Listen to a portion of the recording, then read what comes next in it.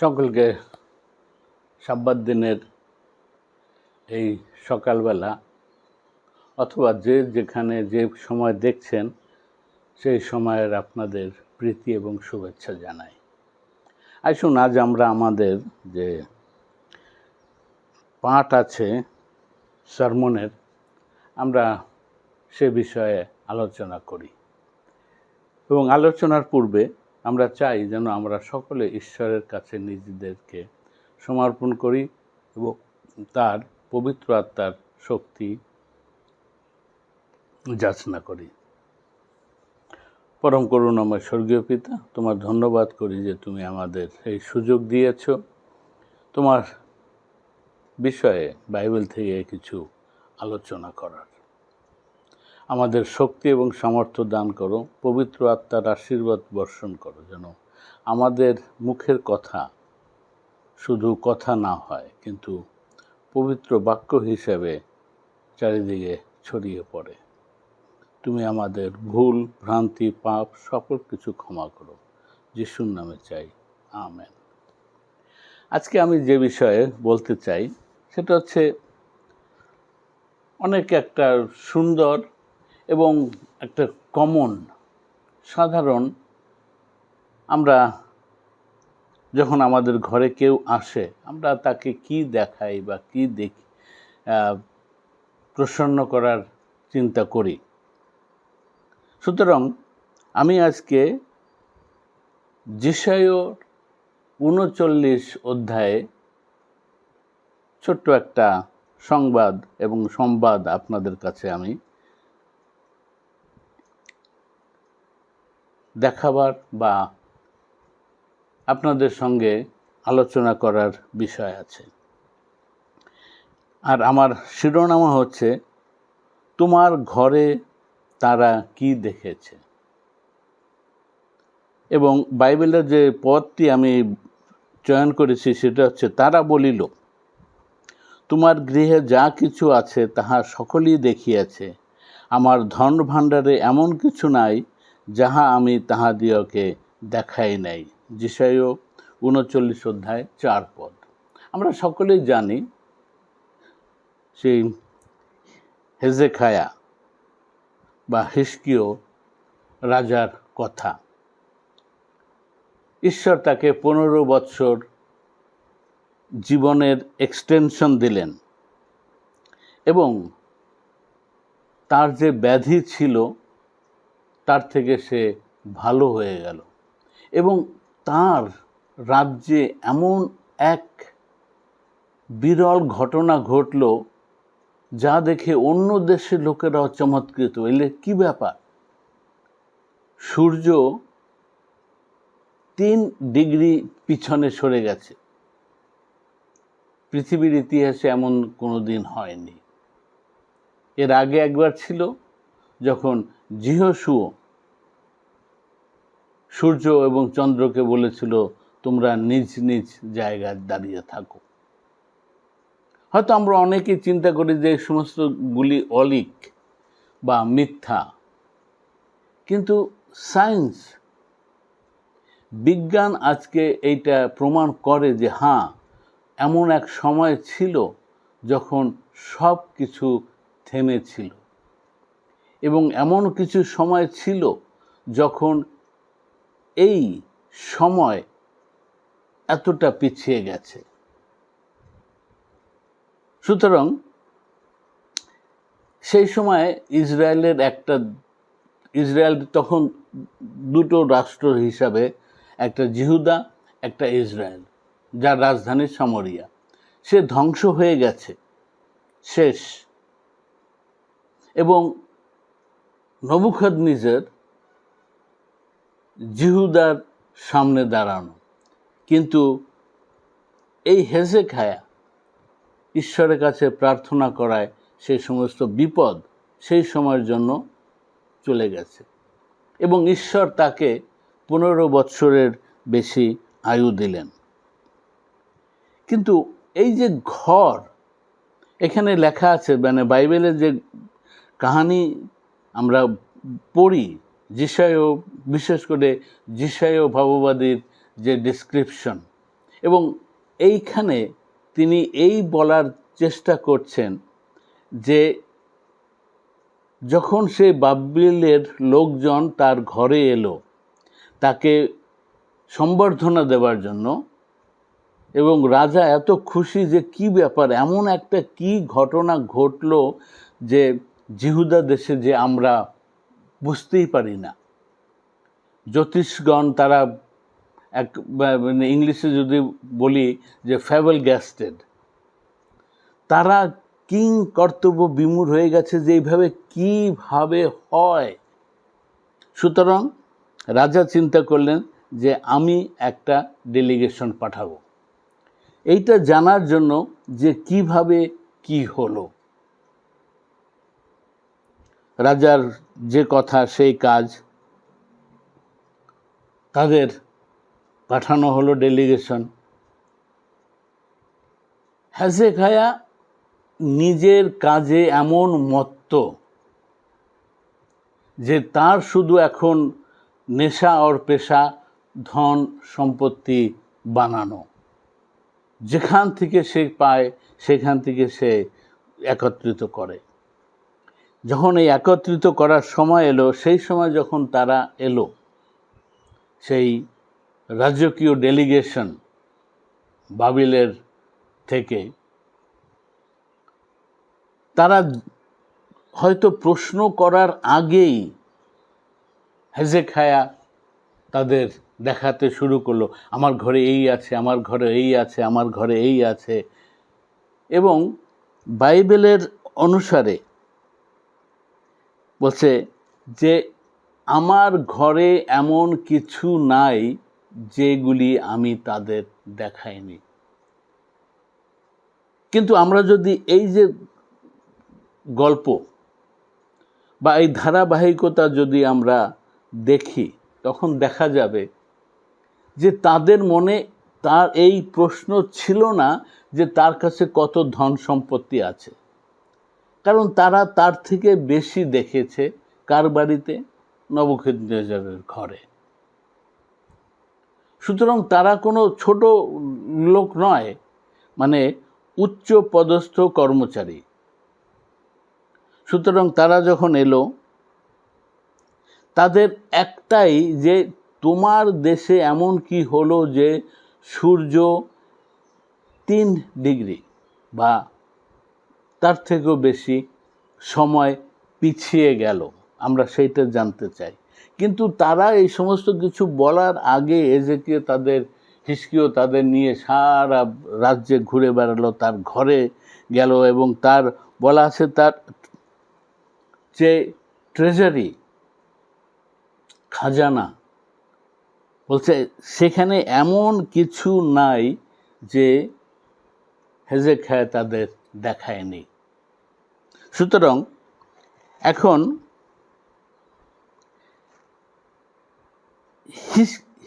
হিজকিয়া বা হিজকিয় রাজা, 2 বংশাবলী 32 অধ্যায়ের 25 পদে লেখা আছে, কিন্তু হিজকিয় প্রাপ্ত উপকারের প্রতিদান দিল না, কারণ তাহার হৃদয় গর্বিত হইল।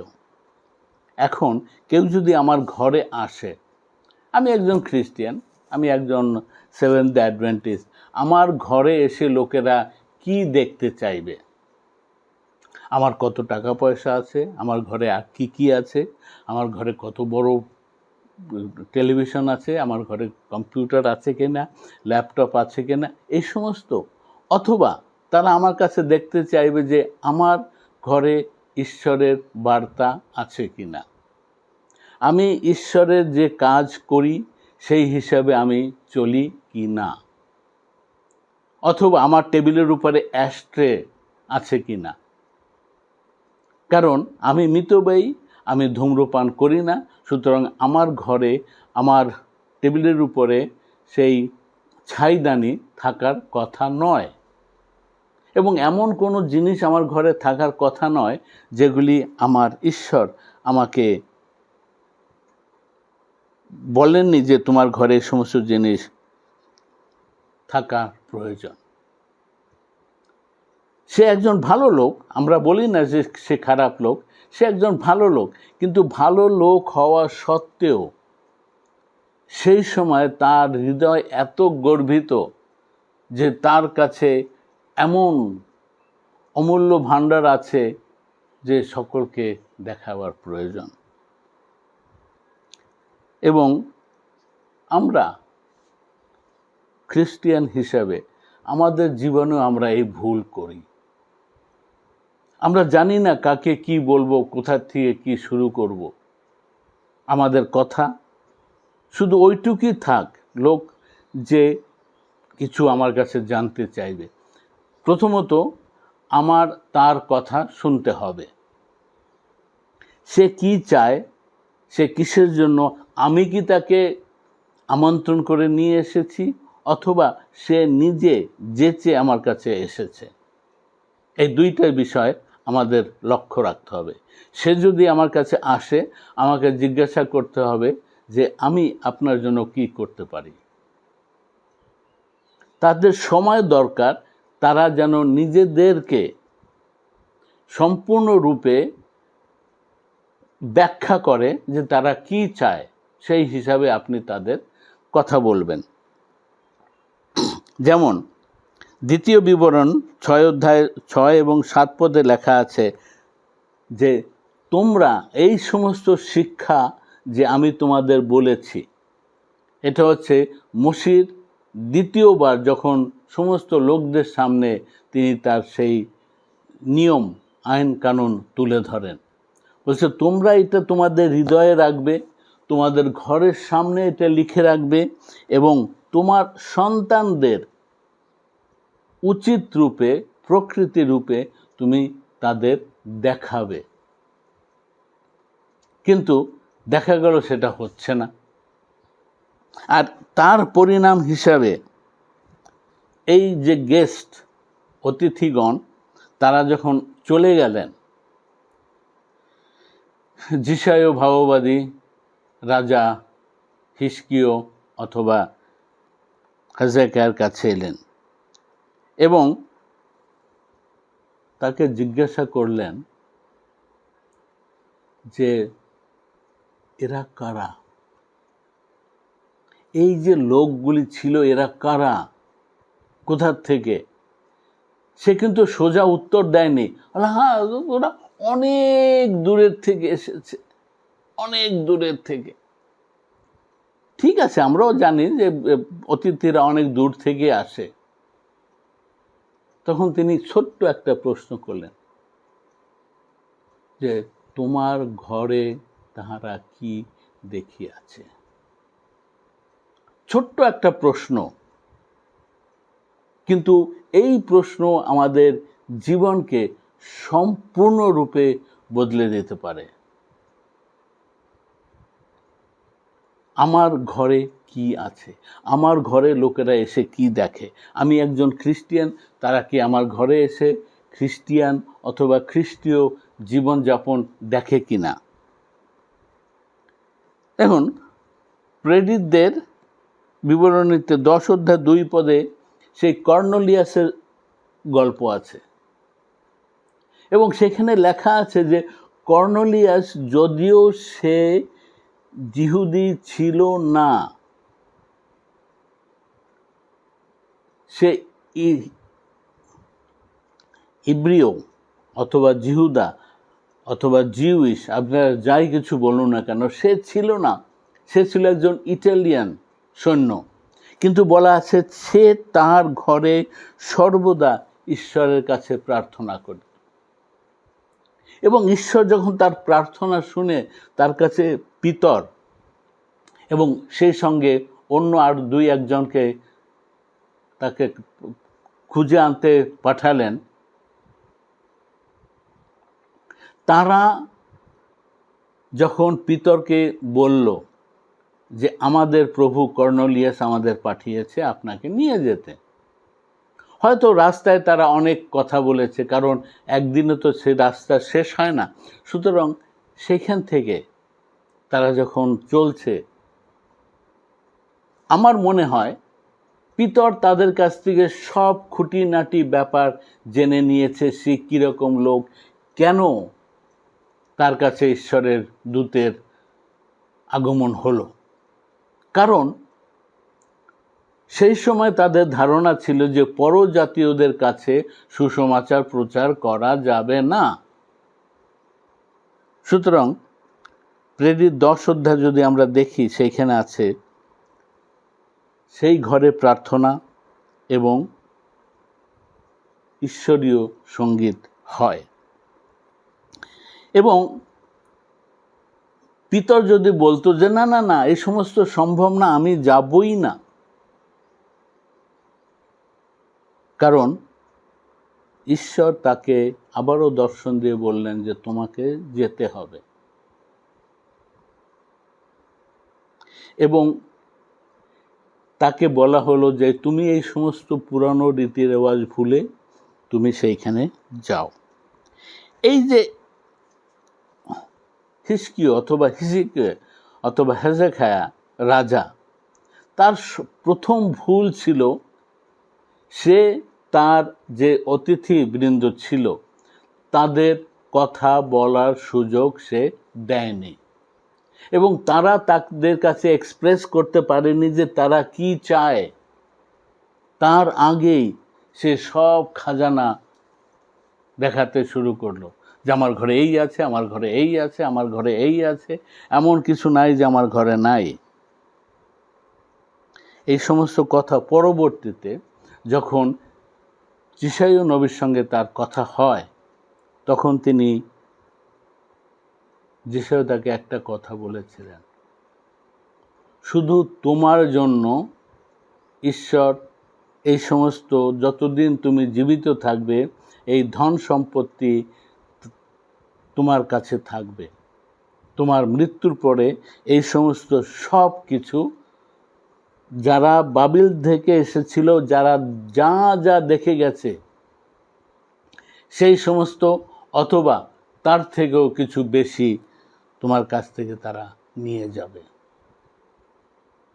তখন বাইবেলে বলা আছে যে হিজকিয়্যাহ রাজার মানসিকতা একদম দমে গেল, হয়তো তার মুখ শুকিয়ে গেছে। তখন হয়তো তার বলে আমি কি করলাম। তারা চেয়েছিল যে জানতে যে তোমার যে অসুখ ছিল তুমি কিভাবে সুস্থ হলে, আর তোমার দেশে যে এক মতলব অনূঠা অথবা এক ভীষণ কাণ্ড ঘটে গেছে সৌরমণ্ডলীতে, যা যদি আমরা সেই সম্বন্ধে আমরা জানতে চাই। কিন্তু সে তা না করে, সুতরাং ঈশ্বর বলল ঠিক আছে, তুমি যখন আমাকে প্রচারই করতে চাও না, তুমি যখন আমার সম্বন্ধে লোকদের কাছে বলতেই চাও না, আমি তোমার জন্য এত করে লাভ কি আমার। সুতরাং হিজকিয়্যাহ রাজা অথবা হেজেকিয়াহ মৃত্যুর পরে তার ছেলে আমন সবচেয়ে খারাপ এক রাজা ছিল, এবং তার সময় এই সমস্ত ঘর বাড়ি বা ধন দৌলত যা কিছু ছিল সব কিছু বাবিল রাজ এসে তাদের কাছ থেকে নিয়ে গেছে। সুতরাং আমাদের সকলেরই কোনো না কোনোভাবে ঘর আছে, হয়তো কেউ নিজেদের, অথবা কেউ ভাড়ায়, অথবা কেউ অন্য প্রকারের তারা এই সমস্ত কাজ করে যাচ্ছে। সুতরাং এই ঘরে কে বাস করে? গীতসংগীত 127 অধ্যায় 1 পদে লেখা আছে, যদি সদাপ্রভু গৃহ নির্মাণ না করেন তবে নির্মাতাদের পরিশ্রম বৃথা। সে ঘর সাজিয়েছিল, রাজা ঘর সাজিয়েছিল সুন্দর করে অনেক মূল্যবান জিনিসপত্র দিয়ে, কিন্তু তার লাভ কি হলো? তার লাভ কি হলো? শেষ পর্যন্ত তার ঘরও গেল, তার সম্পত্তিও গেল, এবং বাদবাকি আমরা ঈশ্বরের উপরে ছেড়ে দিই, তিনি তার সঙ্গে কি করবেন। এখন কথা হচ্ছে যে আমি একজন পিতা, আমি একজন অভিভাবক, আমি একজন ঘরের কর্তা। আমার ঘরে কে থাকে? আমার ঘরে কে বাস করে? আমি কি লোকদের সামনে এই সমস্ত জিনিস দেখিয়ে বেড়াবো যে আমার ঘরে কি আছে কি না আছে? ঈশ্বর চান যেন আমার ঘরে ঈশ্বরের মহিমা হোক। যেমন যিশু যখন মার্থা, মরিয়ম, লাজারাসের ঘরে যেতেন, তিনি সেখানে আমন্ত্রিত হতেন। তারা সব কিছু ভুলে গিয়ে তার কথা শুনতেন। আমরা কি ঈশ্বরের কথা শুনি? আমরা কি যিশুর বার্তা বয়ে আনি? এখন আমারও এই একই প্রশ্ন, আপনার ঘরে যখন লোকজন আসে তারা কি দেখে? এক খ্রিস্টীয় আবহাওয়া, অথবা জাগতিক হই হুল্লোড় এবং সেই সঙ্গে আনুষঙ্গিক জিনিস? সুতরাং আমরা দেখি যে ঈশ্বর যখন চান তিনি সেইভাবে আমাদের ব্যবহার করতে পারেন, কিন্তু ঈশ্বর আমাদের কোনো বিষয় জবরদস্তি করেন না। সুতরাং এখানে যে বিষয় আমি এখন শেষ করি, এখানে লেখা আছে যে কাম লর্ড কাম। হয়তো আমাদের ঘরের অনেক কিছু লেখা থাকে, এই গৃহের অধিকর্তা প্রভু যীশু, এবং খাবার টেবিলে তিনি একজন অদৃশ্য অতিথি। তিনি যেন অদৃশ্য না হন, তিনি যেন তার কাজ কর্ম, তার ব্যবহার যেন আমাদের জীবনে প্রতিফলিত হয়। এখানে লেখা আছে, হে ঈশ্বর, আমাদের ঘরকে পবিত্র করো, আমাদের জীবনে তোমার উপস্থিতি দৃশ্যমান করো, যেন যারা আমাদের দেখে তারা তোমাকেই দেখে। এবং এই আমাদের প্রার্থনা আজকে যিশুর নামে, যেন আমাদের কাজ কর্ম, আমাদের ব্যবহার, আমাদের সব কিছু যখনই আমরা কিছু করি না কারো, তা যেন ঈশ্বরের উদ্দেশ্য হয়। ঈশ্বর আমাদের এই ছোট্ট প্রার্থনার জন্য আশীর্বাদ করুন। পরম পিতা, তুমি স্বর্গে আছো এবং তুমি আমাদের প্রতি দৃষ্টিপাত করেছ। তোমার ধন্যবাদ করি, প্রশংসা করি, এবং এই সুযোগের জন্য আমাদের ভুল ভ্রান্তি অনেক কিছুই আছে, তার মধ্যেও আমাদের সাহায্য করো যেন আমরা তোমাকে আমাদের জীবন, আমাদের ঘর, আমাদের আচার ব্যবহার সব কিছুতে যেন তুলে ধরতে পারি। আমাদের এই ছোট্ট প্রচেষ্টা সফল করো, যিশুর নামে চাই, আমেন।